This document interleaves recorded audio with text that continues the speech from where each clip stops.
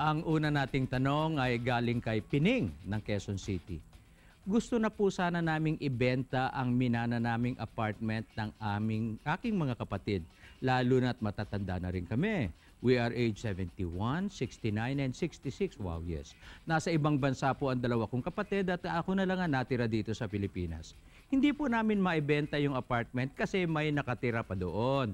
Hinihingi ng mga tenants na bigyan namin sila ng 100,000 pesos each para lang evacuate nila ang lugar.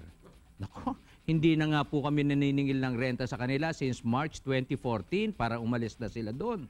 Bale, 3 apartment po yun. Ano po ang dapat naming gawin dito? Naku, Alam mo, kinakailangan, ipaghabla mo na sila. Pumunta ka muna sa barangay, of course.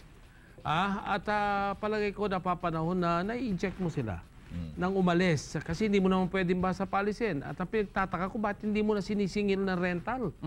Baka magkaroon ng ibang kahulugan yun. Yes.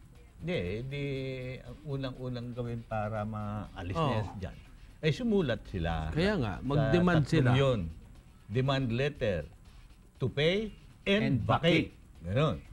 Hindi or, kung hindi and vacate. Hindi or vacate.